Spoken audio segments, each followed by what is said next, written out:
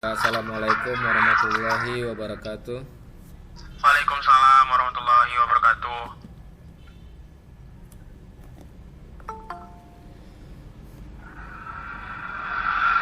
Yang lain hadir nih enggak? Saya ulang lagi ya supaya dijawab salam saya. Assalamualaikum warahmatullahi wabarakatuh. Waalaikumsalam warahmatullahi wabarakatuh.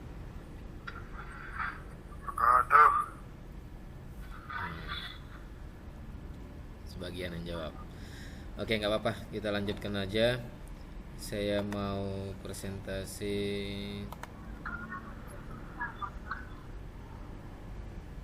screen saya ya.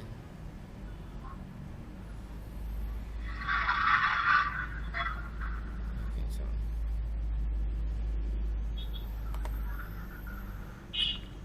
Ada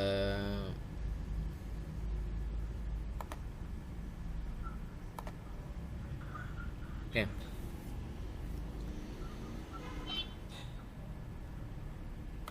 Kelihatan ya?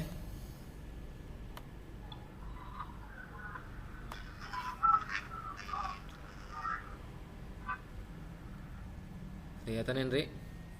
Kelihatan, Pak. Kelihatan ya. Oke, ini saya akan jelaskan karena mungkin minggu depan saya lihat jadwalnya itu udah mid kalau nggak salah, karena minggu depan itu pertemuan ke-8. Harusnya ini pertemuan ke-7 tapi masih pertemuan, kalau sama saya pertemuan ke-6 jadinya. Karena kemarin ada satu yang masih kosong. Oke, yang pertama itu pertemuan pertama ya, kita akan bahas kembali.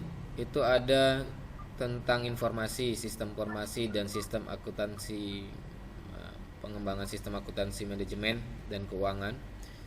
Itu yang pertama tentang sistem-sistem akuntansi. Yang kedua itu tentang file, ya, plat file dan manajemen sistem pengendalian internal. Yang ketiga itu ada siklus penjualan dan kas penerimaan. Ini juga udah kita bahas tentang siklus penjualan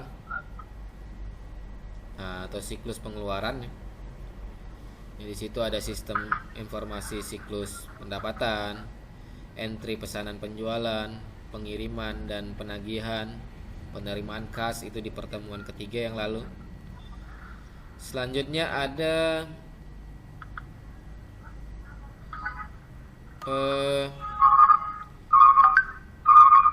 siklus pembelian.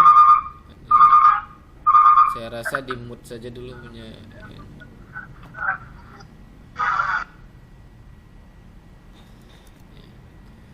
Ada siklus pembelian atau siklus yang mana tadi? Yang keempat ya, siklus pembelian, ini pertemuan keempat. Ya, ini ada membahas tentang sistem informasi siklus pengeluaran, pemesanan bahan baku, perlengkapan jasa, penerimaan, siklus penerimaan. Selanjutnya menyetujui faktur. Ini maksudnya penerimaan barang yang udah kita beli. Ada kita pesan barangnya, kita terima, selanjutnya kita setujui fakturnya, langsung setelah itu kita keluarkan uang untuk membelinya. Yang kelima itu ada siklus produksi.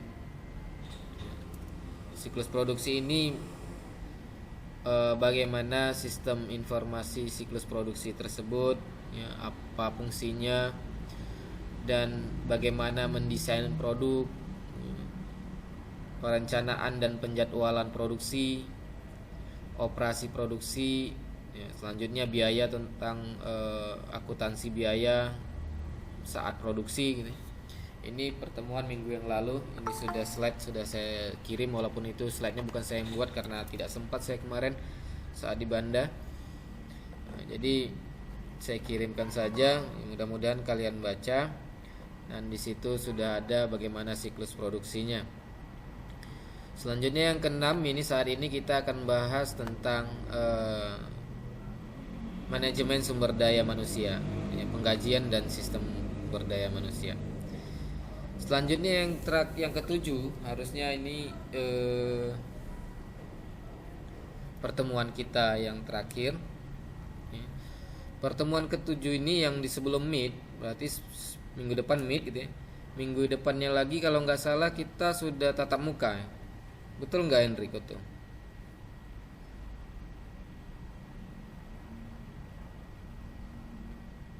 Betul Pak, betul. Ya, jadi saya belum pernah juga ke Tuntungan. Ya, belum tahu gimana lokasinya. Mungkin nanti yang pertemuan pertama ini agak-agak ribet lah, saya nyari-nyari ruangan dulu ya. Karena pun terlalu cepat sekali masuknya jam 8. Saya dari Tembung mungkin terlalu jauh.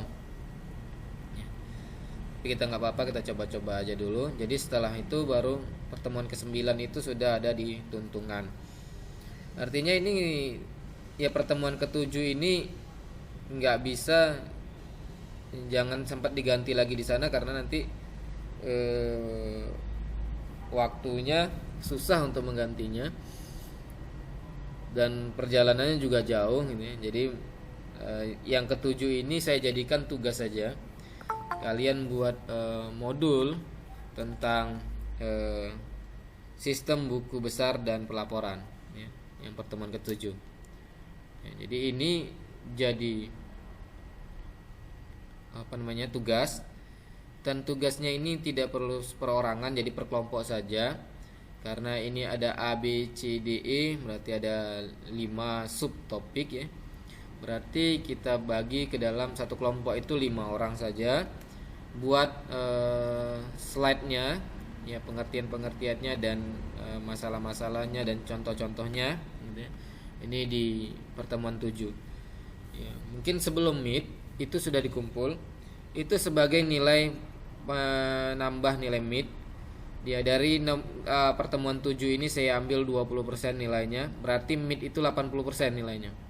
Jadi kalau betul semua meet itu 80 nilainya ya. Jadi kalau penambahnya itu ada di poin nomor 7 ini. Kalau menyelesaikan ini maka saya tambah 20% nya dari sini. Gitu ya. Paham ya? Paham Pak, paham. Paham ya? Yang lain gimana? Oh berarti sebelum meet harus siap Pak? Gimana? Sebelum meet harus Iya, siap tugasnya? sebelum meet atau waktu meet boleh dikumpul. Waktu meet. Jadi slide-nya saja, nggak perlu dipresentasikan ya. Ya, jadi itu dikumpul saat meet. Nanti saya masukkan aja waktu meet aja, nanti saya ambil ya. Saat meet. Jadi meet-nya kan saat pertemuan ini juga, berarti minggu depan ini sesuai ini ya, sesuai jadwal ini itu dikumpul. Oke, jadi clear ya pertemuan 7. Jadi pertemuan 8-nya itu sudah meet. Jadi pertemuan ke-9 kita sudah di Tuntungan ya, jadi nanti agak komunikasi dengan Henry ya. Saya juga belum pernah ke sana, jadi kalau telat-telat sedikit ya mohon dimaafkan ya. Jadi belum bisa saya memastikan harus tepat waktu saya karena jauh jaraknya. Oke ya. Oke, kita akan bahas tentang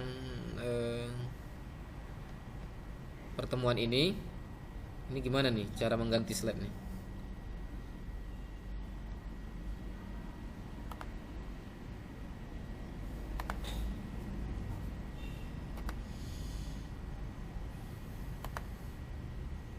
Berarti tugasnya pertemuan 7 ya Pak? Ya, tugasnya jadi pertemuan 7 sekaligus penambahan nilai 20% nilai dari situ ya. Oke Pak. Oke, 20% nilai Berarti dulu. nggak usah programnya ya, slide-nya doang?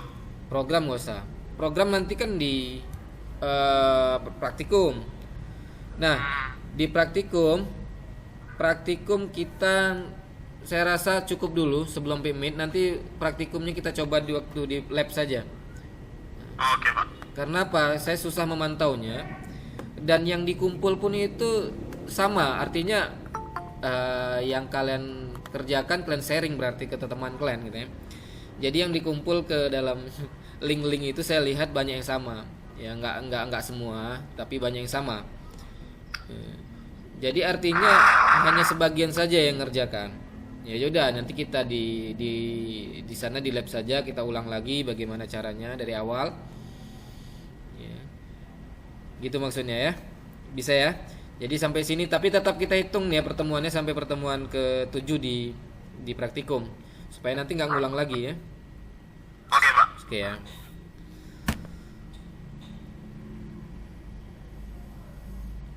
Oke, kita masuk ke siklus penggajian dan manajemen sumber daya manusia.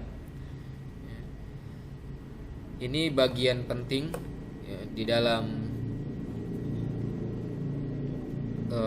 sistem informasi akuntansi dan keuangan, karena ini bagian dari siklus pengeluaran keuangan, dan ini juga sumber untuk mendapatkan uang. Artinya kan kalau tidak ada sumber daya manusianya ya, otomatis tidak ada uang yang kita dapat ya.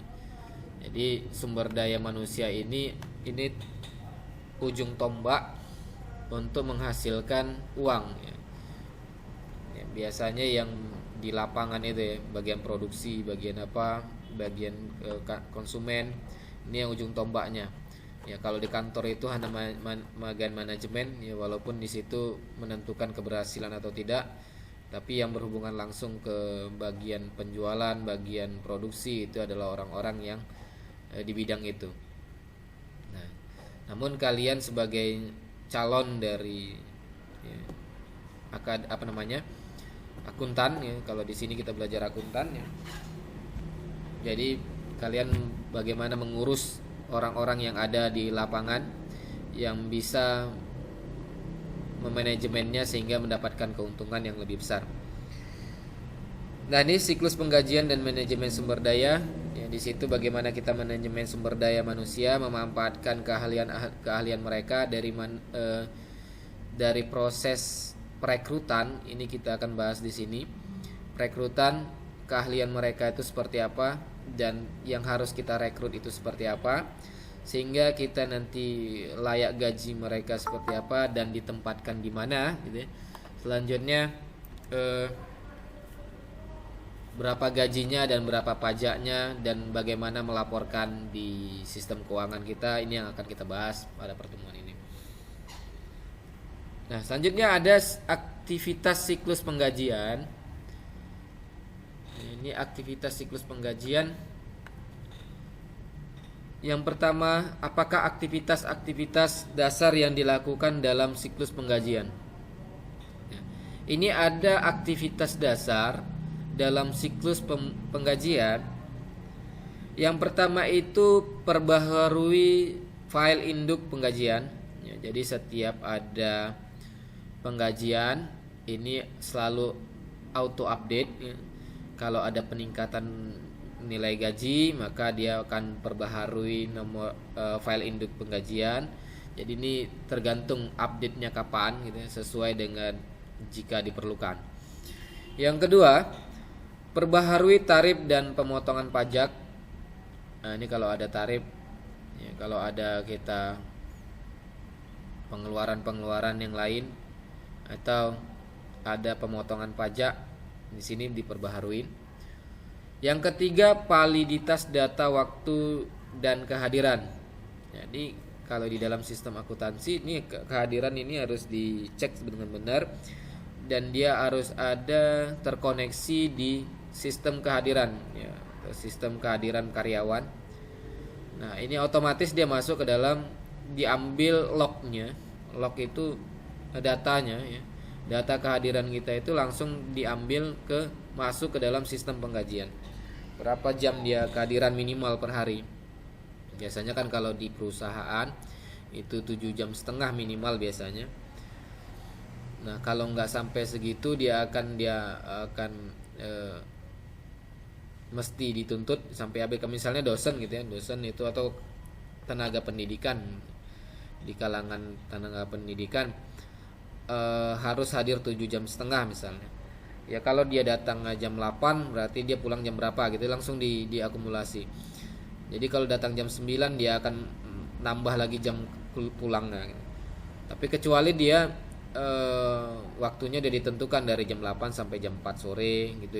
Itu biasanya di karyawan ya.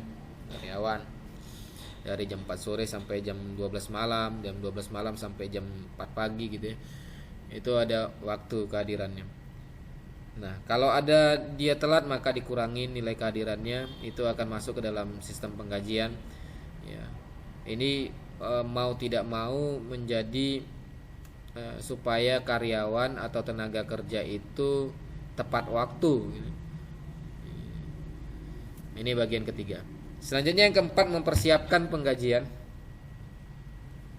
Kalau kamu bagian penggajian, maka dia akan mempersiapkan berdasarkan laporan waktu dalam kehadiran per hari, waktu lembur, ya, ini masuk ke dalam rekapitulasi, potongan-potongan. Selanjutnya ada bonus-bonus, ya, jika ada capai target tertentu. Ini harus dipersiapkan sebelum pembayaran gaji, ya, potongan-potongan BPJS gitu ya, dan segala macamnya. Yang kelima, membayar gaji. Nah, sudah dipersiapkan tadi data-data yang masuk dari awal. Selanjutnya kita bayar gajinya. Hitung kompensasi dan pajak yang dibayar perusahaan. Jadi berapa yang harus dibayar perusahaan tentang pajak gaji yang dikeluarkan. Nah, ini dihitung-hitung. Nah, ini kalau kamu mau terjun di bidang ini, maka kamu harus paham juga dengan undang-undang, dengan pajak, ya, perpajakan, supaya tidak rugi. Jadi harus gaji karyawan itu seharusnya sudah include di situ pajak gitu ya. Jadi tinggal lagi saat kita keluarkan, kita bagi gaji dengan pajaknya. Pajaknya kita bayar ke pemerintah, gajinya kita bayar ke karyawan atau tenaga, ya, SDM. Selanjutnya, keluaran pajak, penghasilan, dan potongan-potongan lain jika ada. Ulang, ya.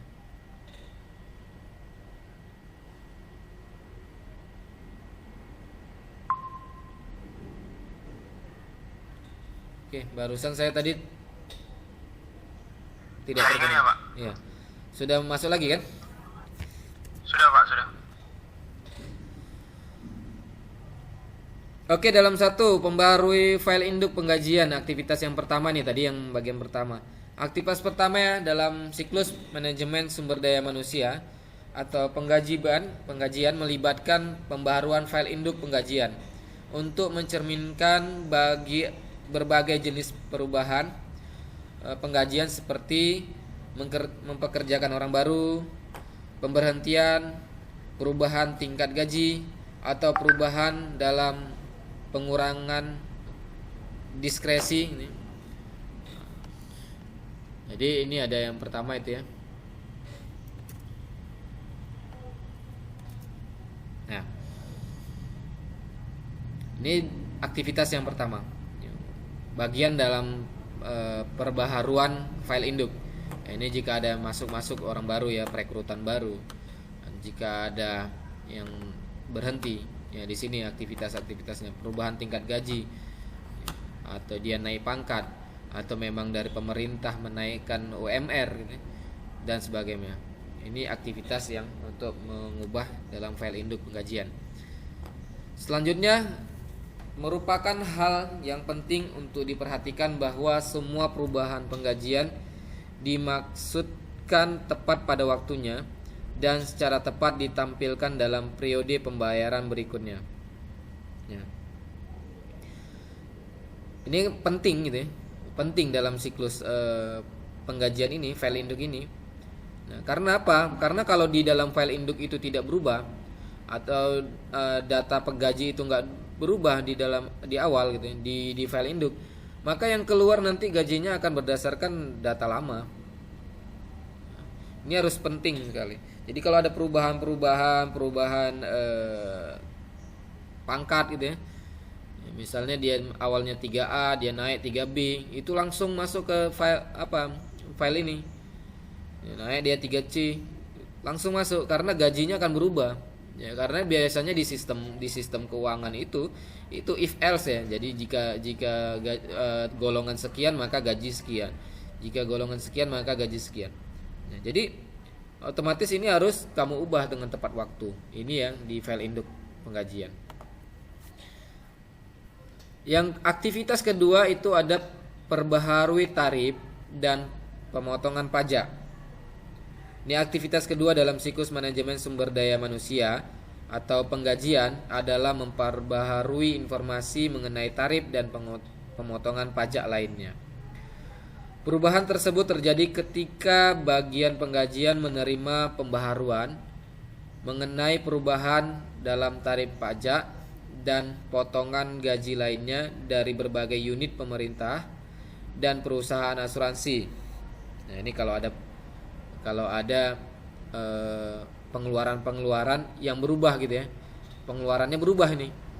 Misalnya BPJS tiba-tiba naikkan tarif gitu ya. Ya otomatis kita potong juga dari gaji dan pajak gimana gitu ya. Ini atau di asuransi lain. Nah, ini harus jadi pertimbangan. Nah, jadi kamu ketika nanti setelah tamat kita terjun kemari, jadi nggak terlalu kosong ya. Jadi udah paham juga tentang ini, tinggal lagi mengimplementasikannya di perusahaan itu tidak mudah. Tapi dengan pengalaman, dengan pernah mengetahui konsepnya, maka kamu bisa bertanya. Kadang-kadang orang yang gitu masuk ke dunia kerja, dia nggak tahu konsep, dia susah apa langkah-langkah yang harus dikerjakan. Tapi kalau kita seperti ini, kita tahu tahap-tahapnya, walaupun